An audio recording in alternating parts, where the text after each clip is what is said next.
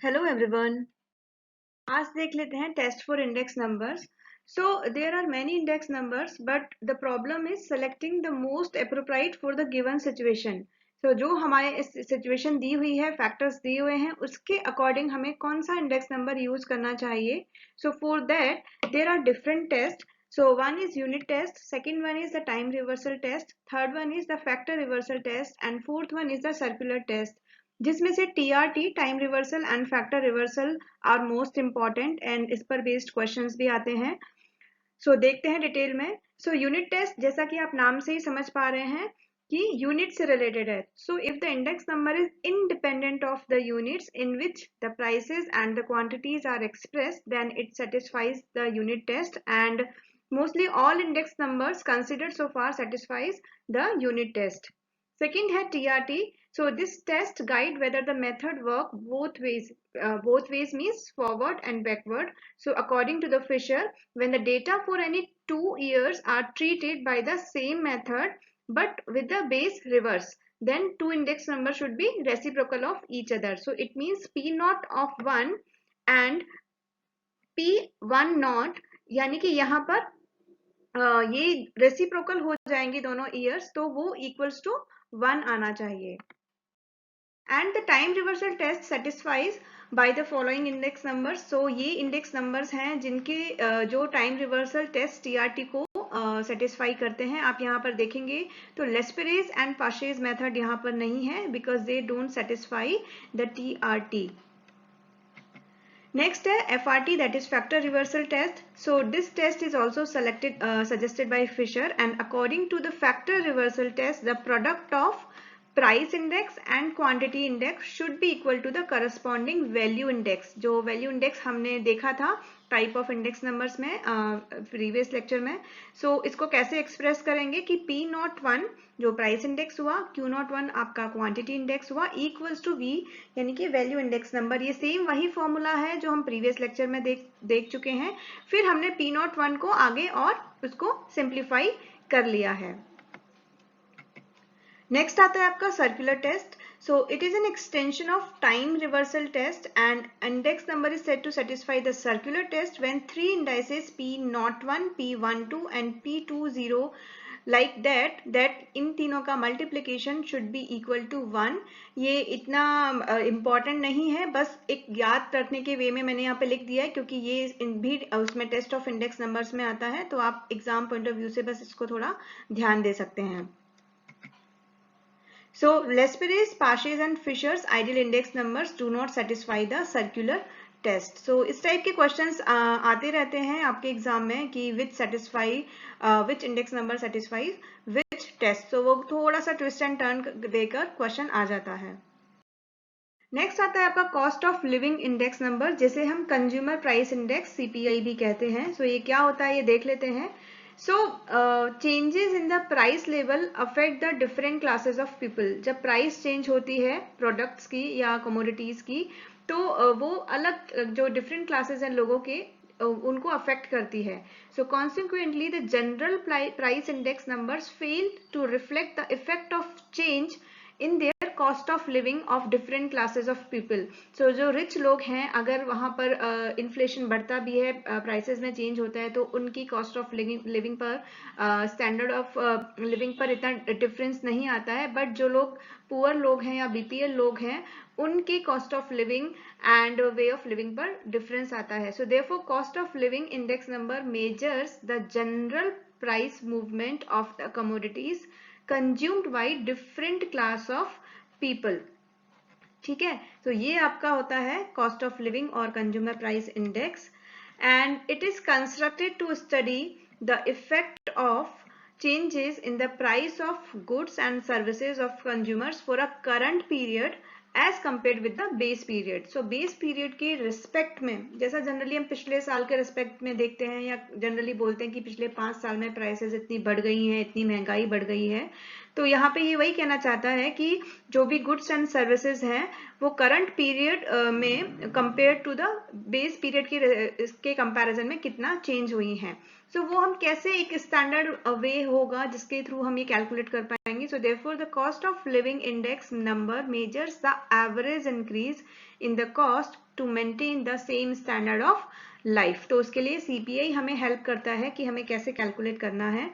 So uses of cost of living index numbers क्या है? It indicates whether the real wages of workers are rising or falling for a given time.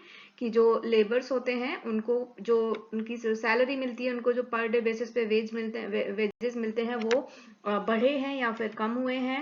And it is used by the administrators for regulating dearness allowances और grant of bonus to the workers.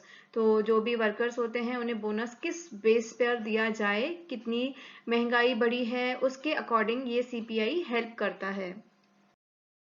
So methods of constructing cost of living index numbers are, दो method है, aggregate expenditure method और जिसे हम weighted aggregative method भी बोलते हैं, जो हमने डिस्कस किया था पहले भी. एंड दूसरा है फैमिली बजट मेथड और method of weighted relative method. आप ध्यान से देखेंगे तो यहाँ पर भी weighted aggregative and weighted relative method ही है जो हमने इंडेक्स नंबर को क्लासीफाई किया था, ट्री ग्राफ बनाया था अनवेटेड और वेटेड में. तो वेटेड में एग्रीगेटिव एंड रिलेटिव देखा था और एग्रीगेटिव में हमने सारे जो भी लेस्परेस, पार्शेस, बाउलेस, फिशर्स, ये सारे इंडेक्स नंबर देखे थे. तो इस तरीके से आप रिलेट करेंगे तो जल्दी आप चीजों को कैच कर पाएंगे एंड एक स्टोरी की फॉर्म में पूरे चैप्टर को देख पाएंगे. सो पहला देख लेते हैं cost of living index in aggregative expenditure method में. फॉर्मूला होता है आपका ये, एंड इसको हम इस तरीके से भी लिख सकते हैं कि total expenditure in current year, जो करंट ईयर में जितना खर्चा आ रहा है और बेस ईयर में जितना खर्चा है इनटू 100, तो ये आपका आ जाएगा यहाँ पर cost of living index. And इस फॉर्मूले को याद रखने का जरूरत नहीं है क्योंकि आप ध्यान से देखेंगे तो 1000 यानी L1000 जो मैंने शॉर्ट ट्रिक बताया था आपको लेस्परेस फॉर्मूला याद रखने का, ये सेम वही फॉर्मूला है. नेक्स्ट है आपका family budget method. So in this method weights are calculated by multiplying price and quantity of the base year. Same चीज है, बस यहाँ पर नाम चेंज हो गया है. तो यहाँ पर PW upon summation of W. Same हम वेटेड रिलेटिव मेथड में ये सेम फॉर्मूला देख चुके हैं जहाँ पर P आपका होता है P1 upon P0 and W होता है P0 इंटू Q0, और इस पर बेस्ड हम क्वेश्चन भी देख चुके हैं, बस मेथड का नाम चेंज कर दिया है. ये दोनों फॉर्मूला सेम ही है, तो ऐसा नहीं सोचना है कि दो और फॉर्मूले याद नए आ गए हमें याद रखने के लिए. So these are same formulas.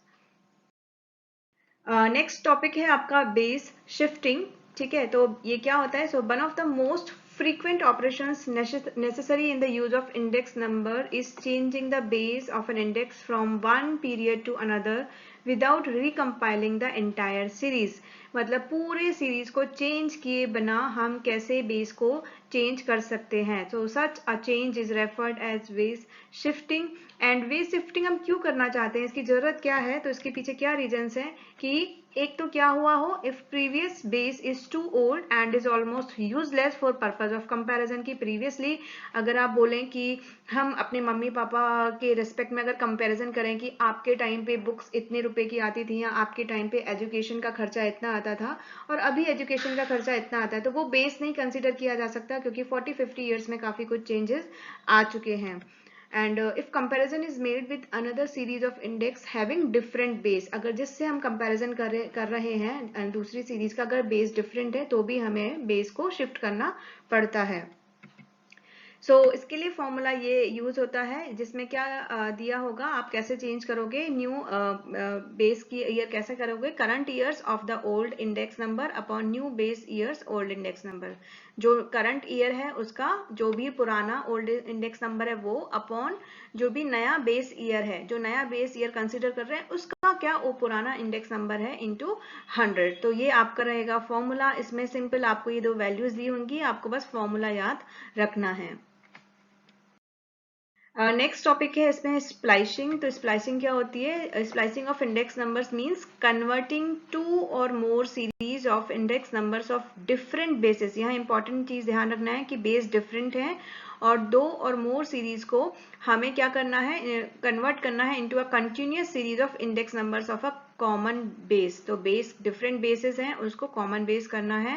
And इसके लिए क्या कंडीशन सेटिस्फाई होनी चाहिए कि all such series of index numbers must have been constructed with the same items. Items सबके सारी सीरीज के सेम होने चाहिए.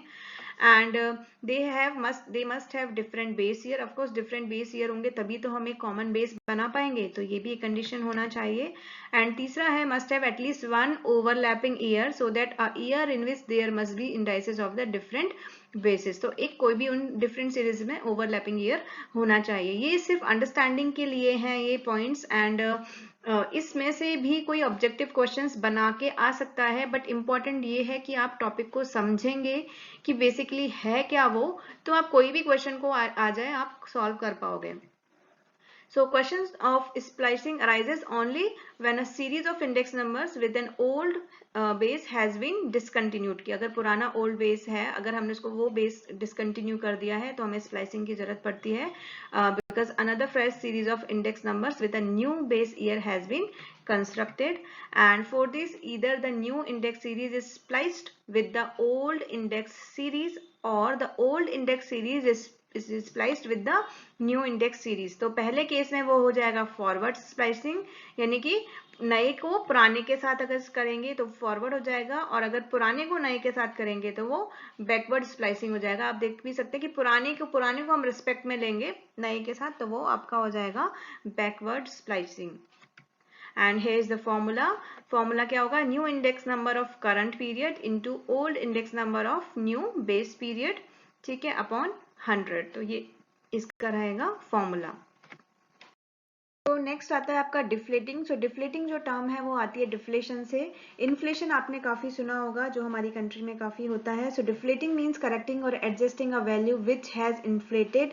So when price rises the purchasing power of money declines और डिक्रीजेस। फॉर एग्जांपल एक हाउस वाइफ है जिसका budget 5000 rupees per month है। सो ईयर बाय ईयर 5000 में जितनी ग्रोसरी आती थी वो थोड़ी कम होती चली जाएंगी। अगर उनका फिक्स है कि I can spend only 5000 rupees, तो उतने अमाउंट में उनकी परचेजिंग पावर कम हुई है तो उनका गुड्स और आइटम्स भी कम आएंगे। So if the income of people remain constant between two periods and prices of commodities are double, जो जनरली हमारी कंट्री में होता ही है, सैलरी सेम रहती है और प्राइसेस बढ़ जाती हैं, तो then purchasing power of money is reduced to half. So here is the formula for purchasing power of money, that is 100 by price index. And इसको एक एग्जांपल से समझ सकते हैं कि if the price rises by 25% then price index becomes 125, 100 पे 25% बढ़ा 125 हुआ, and the purchasing power of every rupee would be कितना हो जाएगा 80 पैसा, 100 upon 125। तो जहां लास्ट ईयर 1 रुपए की वैल्यू 1 रुपए थी वो अभी 80 पैसा हो गई है with respect to the base year. So इससे एक और कैलकुलेट करते हैं रियल वेजेस प्राइस इंडेक्स के रिस्पेक्ट में। सो ये फॉर्मूला होता है money wage upon price index into 100। So इससे ये पता चलता है कि जो वर्कर्स हैं उन्हें करेक्ट अमाउंट मिल रहा है या नहीं। So if worker earns $1500 during a year in which the price index stands at 150, तो उसका real value of his wage in the comparison to the wage of the base year. तो suppose करो current year में से 1500 मिल रहा है और base year में जो था वो 1000 मिलता था, प्राइस इंडेक्स था 150, तो एक्चुअल उसको जो वैल्यू आ रही है वो आ रही है 1000। सो प्रीवियस का 1500 और इसका करंट ईयर का 1000 वो सेम ही है। So this means that his present wage of 1500 is equal to the wage of 1000 earn in the base year. So ये क्वेश्चन है जो लास्ट ईयर आया था। The property that on changing the unit of measurement of a commodity the index number does not change is called test of equality, test of homogeneity, test of commensurability, test of proportionality। तो ये जो भी terms हैं वो अभी तक तो हमने पढ़ी नहीं है, देखी नहीं है। इक्वलिटी को हम समझते हैं, प्रोपोर्शनलिटी हम समझते हैं, होमोजेनिटी भी समझते हैं। सो इसका आंसर है टेस्ट ऑफ कमेंसरेबिलिटी। सो इसका मतलब क्या है, it means a common measure. So if two quantities can be measured in the same units and they are common measurable. तो ये एक आप समझ सकते हैं ये क्वेश्चन को। एक दूसरा एक क्वेश्चन आया था like Fisher's index number formula satisfied which of the following unit test, factor reversal and time reversal test। तो यहाँ पर only 1 and 3 तो वो नहीं हो सकता, because फिशर्स तो सबसे important है कि इसको आइडियल इंडेक्स नंबर बोलते हैं, because it follows it satisfied factor and time reversal test। so only 1 and 2 भी आप कंफ्यूज होंगे अगर आपने यूनिट टेस्ट नहीं पढ़ा होगा, तो आप आंसर क्या करेंगे, ओनली 1 and 2। तो हाँ 1 and 2 या फिर कंफ्यूजन हो सकता है, तो इसलिए इसका आंसर है बिकॉज यूनिट टेस्ट हमने देखा है जहाँ पे, क्योंकि सारे ही index number unit test follow follow करते हैं, सेटिस्फाई करते हैं, तो दैट इज वाई इसका आंसर होगा 1, 2 एंड 3। सो इसका आंसर होगा सी। अगर यहाँ पर ओनली 1 की जगह 2 एंड 3 आता तो most of the students I think शायद बी ही आंसर करते, तो उस केस में वो आंसर गलत हो जाता। यहाँ पे आपके लेक्चर 12 का भी पार्ट कंप्लीट होता है। यहाँ पे आपका पूरा सिलेबस कंप्लीट होता है। नेक्स्ट हम कोशिश करेंगे या फिर देखेंगे की notes for theory and numerical, जो भी आपका एग्जाम पॉइंट ऑफ व्यू से आपको लास्ट मोमेंट पे क्या याद होना चाहिए विद रिस्पेक्ट टू थ्योरी जो इम्पोर्टेंट है, एंड फॉर्मूलाज, एंड किस टाइप के numericals, type of pattern of numericals भी आते हैं, जैसे आपका लीस्ट स्क्वायर मेथड है या लेस्पेरेज मेथड है या फिर स्क्वीनेस है, वहां पर डिफरेंट टाइप्स ऑफ क्वेश्चंस या न्यूमेरिकल बनते हैं। तो वो सभी हमने अपने नोट्स में कवर किया हुआ है, क्योंकि वीडियो में इतना सब थ्योरी इंक्लूड करना एंड प्रैक्टिस सेट इंक्लूड करना पॉसिबल नहीं है, तो आप वो नोट्स देख सकते हैं। और नेक्स्ट लेक्चर में शॉर्ट में हम ये की नोट्स देखेंगे। Thank you.